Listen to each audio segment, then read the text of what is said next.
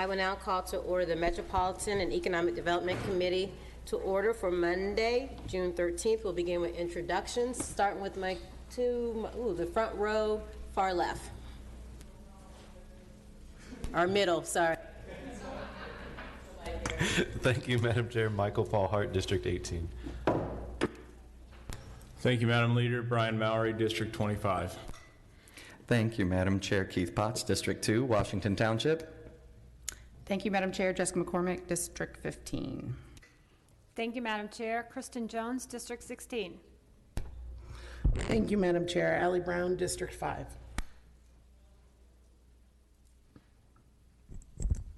Good evening. David Ray, District 19 on the east side. Good evening, Councilor Jared Evans, representing District 22 on the southwest side.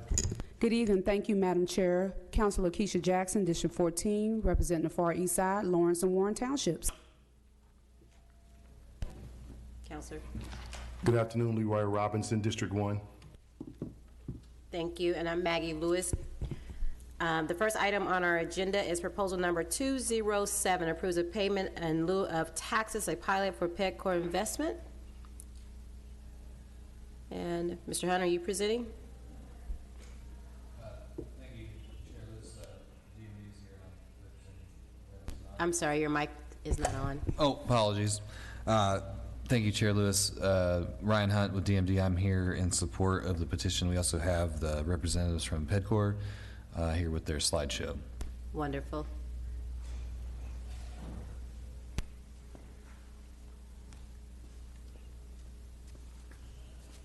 Good evening. Good evening. My name is Matt Anger. I'm from Ice Miller. I'm going to hand the floor over to Brandon Delk from PEDCOR in just a second. We just wanted to, first of all, thank you for having us here this evening, and I wanted to lay the quick foundation as to why this proposal is in front of you this evening. As you just mentioned, Madam Chairwoman, this is a request for a payment in lieu of tax. It's a little bit different of a process than what the city has used for about the past 5 years or so. Specifically, about 5 years ago, an ordinance was passed by the City Council to approve payments in lieu of tax, which, if entered into by the city and a taxpayer, would then allow the taxpayer to go seek a general property tax exemption from the Marion County Assessor under what I would call the General Property Tax Exemption Statute, which is 6-1.1-10-16 of the Indiana Code. But in fact, last year, the Indiana General Assembly passed a new statute, a new property tax exemption statute, and that is under Indiana Code Section 6-1.1-10-16.7, which essentially automatically exempts a property from property tax if a pilot or a payment in lieu of tax agreement is entered into between the political subdivision and the taxpayer. That process does require an ordinance to be passed by the City Council to approve the agreement, and so PEDCOR and Ice Miller thought that was a preferable path to go because it provides the taxpayer certainty that as long as specific conditions would be met, the property tax exemption would be granted under that new statute. So that's why we're here today, is to utilize the new statute that's been passed by the Indiana General Assembly to approve property tax exemption for affordable housing projects that have a pilot in place. So I just wanted to lay that foundation because I know this committee hasn't talked a lot about pilots the past couple of years, so we wanted to explain a little bit why we were here and what we were asking for. So with that, if there's not any questions about the technical process, I'll hand it over to Brandon from PEDCOR to talk about the specific project. Thank you.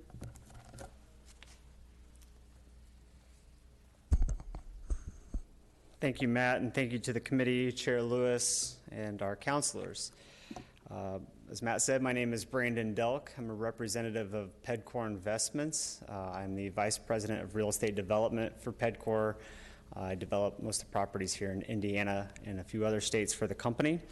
I've been leading the City Heights apartment homes development process for a little over a year now, and I can say that through our rezoning process and also with this proposal in front of you, we have received some fantastic support from both Councilor Jones, whose district we are in, and also neighboring Councilor Ane. So this proposal does have bipartisan support. It is a much-needed investment and a future catalyst for the south side of Indianapolis. The proposal itself is a 200-unit multifamily apartment complex that will be financed in part by the low-income housing tax credit through IHCDA. The project itself is a 4% tax credit project, so it is a non-competitive process, but in terms of leveraging the financial resources for the project, the pilot is absolutely critical to the overall financing. Just by way of introduction, PEDCOR has been in and around the Indianapolis area for 35 years. We have more than 1,100 units here around the MSA, a majority of which are all workforce or affordable housing financed by the same tax credit. The company itself has 30,000 units across the nation. We are very vertically integrated. We do all the development, finance, entitlements. We're our own general contractors, so we build our communities. And we also manage them and own them long term. PEDCOR has a history of doing projects like this in areas of need, specifically to be a catalyst. These projects are, I think, indistinguishable from any other type of apartment community you could think that would be built today. It's that we build a high quality construction. We also manage it to a very high standard, and that is to ensure that we're the best neighbor possible for the communities we develop in. My first project was over at Central State, the Steeples on Washington family community. My second was the Retreat on Washington, just north of there, the senior community. And I think if you all have been by Central State recently, we've seen fantastic growth with schools and new homes. And we're hoping that we see similar changes on the south side, specifically at this intersection of 465 and 31. Ryan, I'll take the next slide, please. The location is actually split now between two parcels. PEDCOR does, or PEDCOR affiliate, I should say, does own the property currently. It's about 19 acres and some change. It's nestled into that southwest quadrant of the 465 and US 31 or East Street intersection. It neighbors two single-family areas, a vacant field, Bethany Lutheran Christian Church, and also a Super 8 motel. Bixler Road bifurcates the property north and south, and then the property also enjoys frontage along Old Southeast Street, which is somewhat of a frontage road to US 31. Next slide, please. This is a proposed layout of the project. We're proposing 10 residential buildings, of which one is a combined clubhouse and apartment community building on the second floor.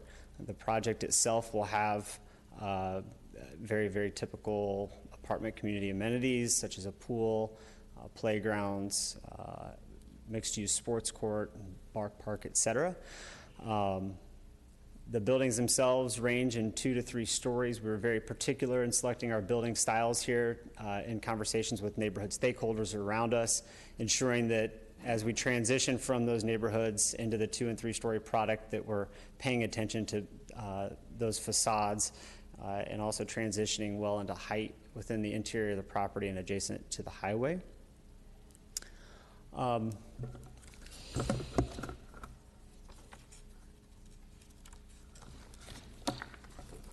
The project itself was also considered to be transit-oriented by DMD, and so as such, there was somewhat of a reduced parking ratio implemented on the project, given our proximity to Route 31 Indigo bus stop, and also in proximity to the interchange. And so hoping that we could implement some alternative styles of transportation via new pedestrian walkways and paths, some that benefit the neighborhoods around us in addition to our residents. This includes a 900-foot sidewalk that will be built from the southeast corner of our property down to the northern portion of Thompson Road and 31, where NDOT is currently implementing a new sidewalk interchange there with pedestrian access and crosswalks for access to the Route 31 bus stop. So this is a big win for the community, especially the neighbors to our west who typically traverse Bixler Road in a grassy path. It's well worn today, and we can clearly point to the fact that folks are wanting to use public transportation, but now with PEDCOR's investment, we'll be able to further leverage our public resources in transportation.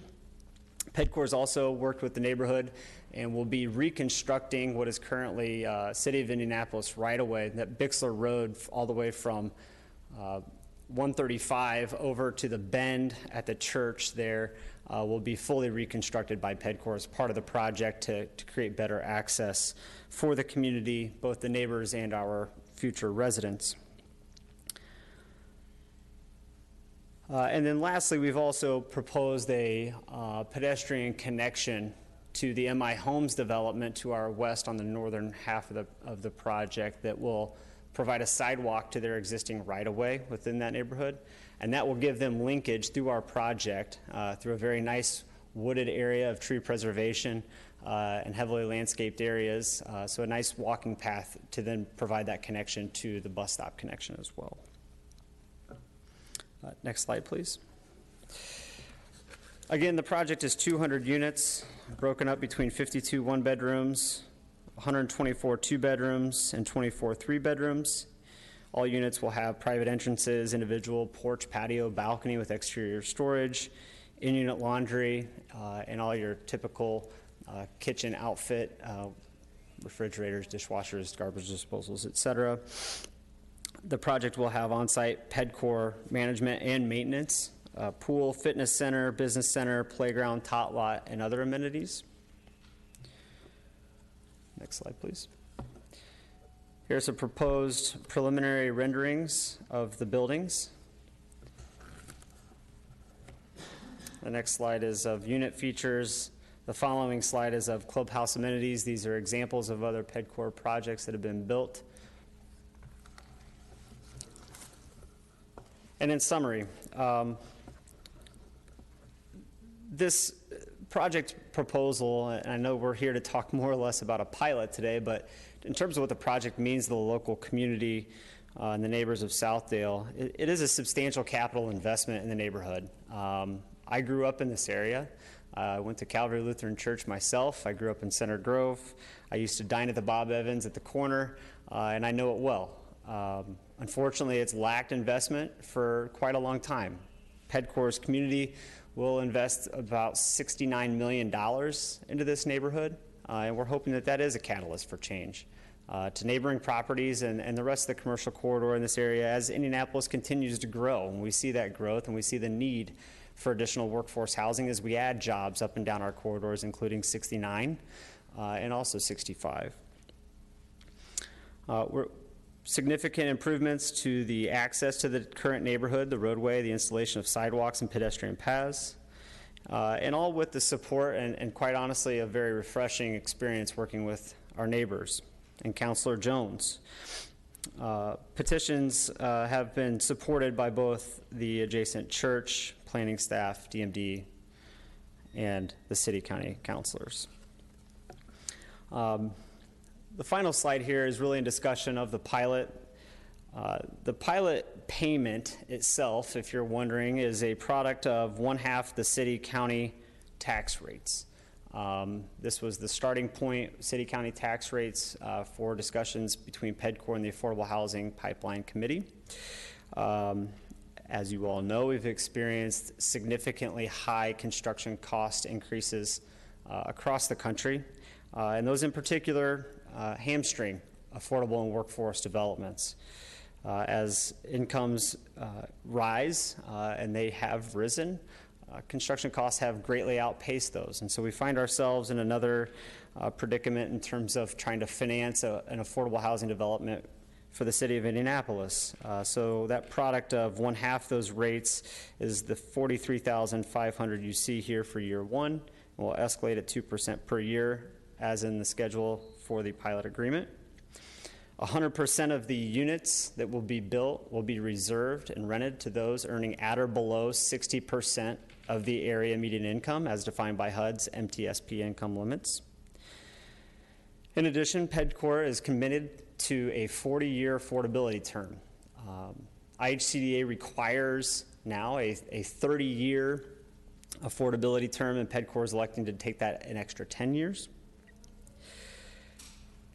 We will also administer on and off-site community benefits plans to our residents. So these will be resident services, referral agreements, financial incentives for daycares, et cetera, summer lunch programs in partnership with Perry Schools, potential medication delivery services from Windrose, which is just to the south.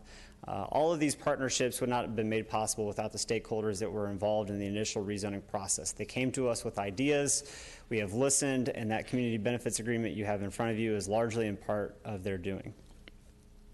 And then finally, we'll be complying with the OMWBD contracting standards for our XBEs. So that memo has already been approved by that office. We've already gone through one round of preliminary bidding and information sessions, and the final process will take place in September. I'd be remiss if I didn't explain exactly what the pilot means to this project.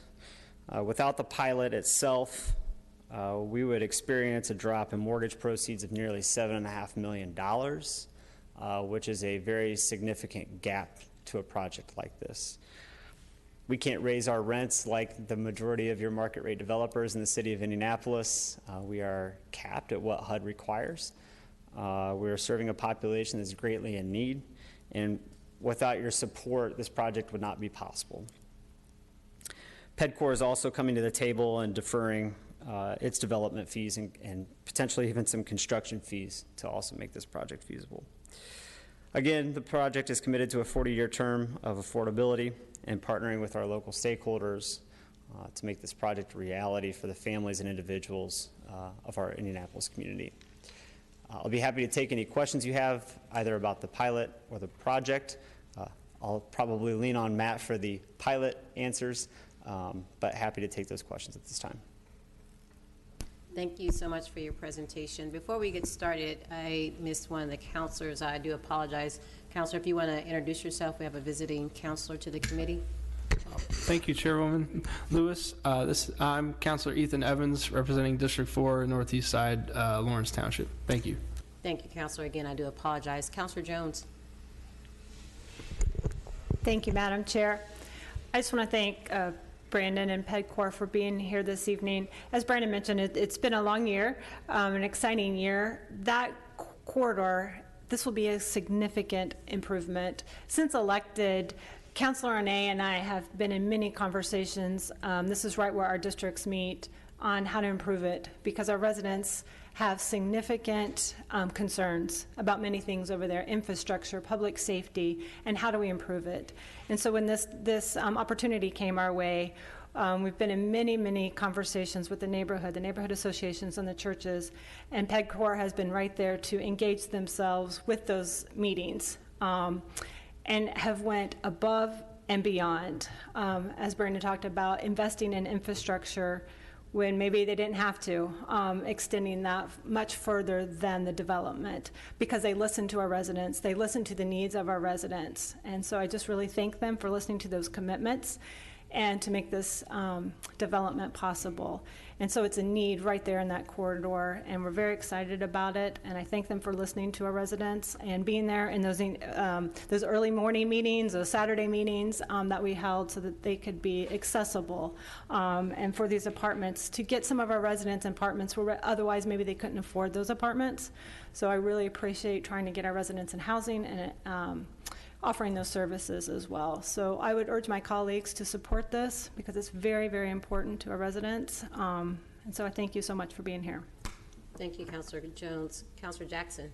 Thank you, Madam Chairwoman. My question is to you on the maximum, what's the maximum rent for any one of these units?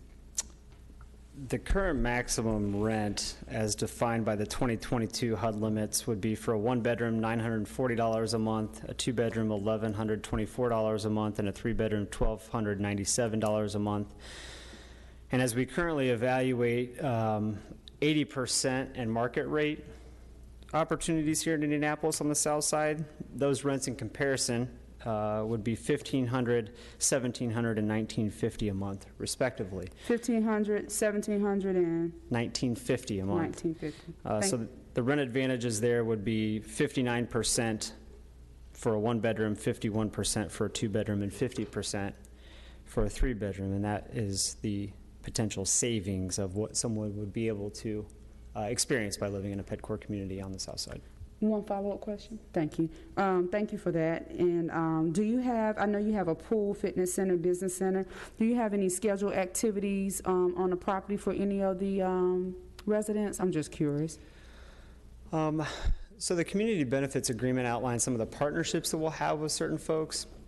And it's been an interesting process. So I've been doing this for about 12 years, and IHCDA has finally determined that when you try to set those up 3 years in advance of opening a unit, a lot of things change. And so what they've done is they've now asked the developers to outline the potential partnerships. And then prior to receiving any benefit of the tax credits associated with the development of the project, to then finalize those and ink MOUs and other agreements with everyone to put those in place. So we do have things like referrals with the YMCA, for instance, and they also have online programs for both fitness and nutrition. So taking advantage of some of those virtual changes that have happened throughout the pandemic, and then also referrals to the Bethany Lutheran Church, their early learning program. And other things like that. There are also potential partnerships for like after-school partnerships with English learning services and other things in that neighborhood too. The Chin Community Center is also engaged in potentially providing some services. So when we get a little bit closer, we'll be firming all of those up, and that is what DMD will then be tracking in terms of participation. If that participation drops below, I believe it's 25%, Ryan, that we will then engage our residents, ask them to provide feedback on their desired programming or services, and then adjust the community benefits agreement to reflect those new partnerships. So It's very much an ongoing. He came really prepared, one-man show. But let me see if I can stump him on this last question, ML. Last question. So we just passed Complete Streets proposal, revised that ordinance. Does that affect your proposal? And Madam Council, do you know? Or is DMD here? Do they know? You stumped me. Oh, okay. You said no or no? Like sidewalks leading into the property?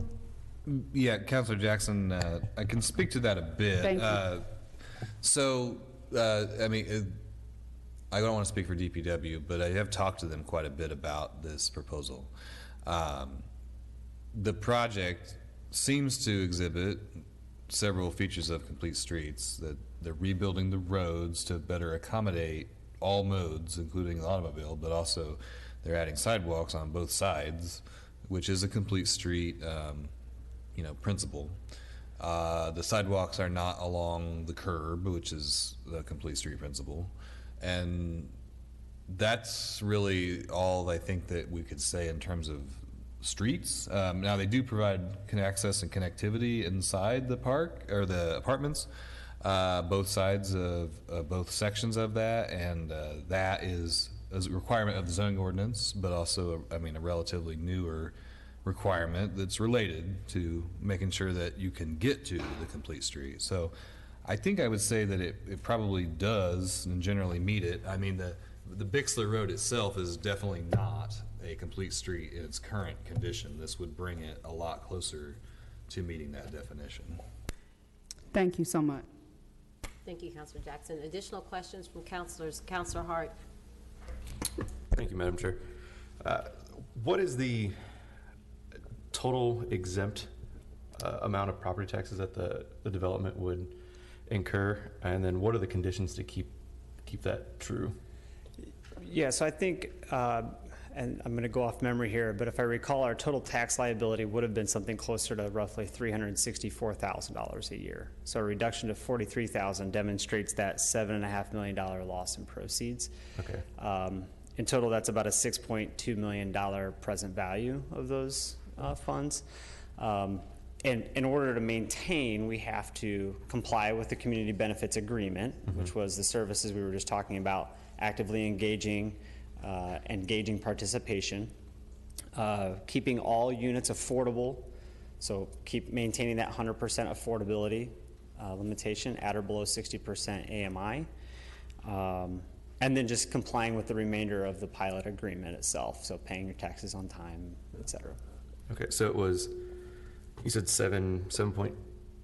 It's, when comparing how much debt I can raise in the project, without the pilot, I would raise $7.5 million fewer in proceeds. Right, but you're saving taxes over a 40-year term, right? Correct. And what's that number, is what I'm asking? That was the present value I gave you of $6.2 million. 6.2, okay. Yep. I'm good. Leader. Thank you, Madam Chair. Does this also mean that with you wouldn't be having to worry about putting money in towards the taxes that would benefit school systems? Actually, I think, Ryan, can you speak to where the funds actually go for the pilots themselves? Yes. Excuse me. Yeah, the taxes or the pilot payment that would be paid, in this case, I believe it should be directed to the Housing Trust Fund, which is pursuant to the state statute on pilots. So that would be the deposit account, I believe, in this situation. So, I mean, the schools and other units, the land is undeveloped, essentially. So there are minimal taxes currently being generated. I appreciate that. One of the things I'd like to see moving forward on some of these are that the tax dollars that do go to the schools are not affected, especially when we're considering developing something. I think we can look at these programs to help them get this done, but I think that, you know, not paying our fair share towards the school systems when we're creating such a vast project as this doesn't really do them justice, considering of the impact it could potentially have on the school system. So, you know, I'd love it if you guys would consider looking at saying that you're going to continue to pay the fair share of taxes for the school system, but as well as, you know, just any of these proposals moving forward, I'd like to see more of the money staying at the school system to help them, especially with these residential developments, to be able to help them, you know, foster and welcome these new students in potentially. Thank you. Additional comments? Is there anyone in the audience that wishes to speak to proposal number 207? Yes, sir. Please come forward and state your name. So 1 second before you speak. Madam Clerk, if you would read the statement. 1 second. Hello, my name is AJ. Sir, can you give me 1 second? Oh, my bad. The clerk needs. My bad. She's going to read a statement real quick. Sorry. As we move to the public comment portion of debate for this proposal, I would like to remind my colleagues and the public of a few ground rules. In order for everyone to have a fair chance to speak and be heard, it is important that we each observe the following ground rules. First, each speaker will be limited to 2 minutes. Second, any public comments must reasonably relate to the agenda item under consideration. Third, speakers who stray from the item under consideration or become unduly repetitious may be asked to move on to their next point or conclude their comments. Finally, attendees who cause disruptions that prevent the council from proceeding through today's agenda in a reasonably efficient manner will be removed. Please remember that some types of threatening speech or incitement to violence aren't protected by the First Amendment at all. We will deal with those issues if they come up, but I don't think they will. And now, do I have consent to adopt these rules for public comment on every proposal this committee opens to public comments? Thank you, Madam Clerk. Yes, sir. Thank you. Hello, my name is AJ, and I would like to ask, what does PEDCOR do in terms of environmental sustainability, in terms of building methods and building materials? Thank you for your question. Yes, sir. Yeah, thank you. AJ, we typically, IHCDA puts out a very rigid structure that goes above and beyond state code for what its developers must comply with in terms of building housing for low and moderate income populations. So that includes, at a minimum, an NGBS bronze level certification. It requires certain types of shingles be put on the project. It requires thickness of siding. It requires Energy Star level appliances in the units. They do restrict a lot of the products we can use that would otherwise be harmful to the built environment. We have to build a certain SEER ratings on our HVAC equipment, et cetera. So IHCDA has done a very, very good job at going above and beyond both city and state code to ensure that the long-term functionality of its product that they've otherwise financed and put out there across the state is a very, I would consider to be a very sustainable product. PEDCOR as an operator, we have never gone back and asked an investor for another cent on our projects.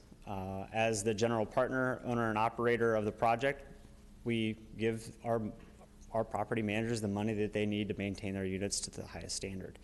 I'll add that these projects are very heavily regulated and sought after from both investors, but also those that lend on the project. So IHCDA will invest or investigate the project every so often.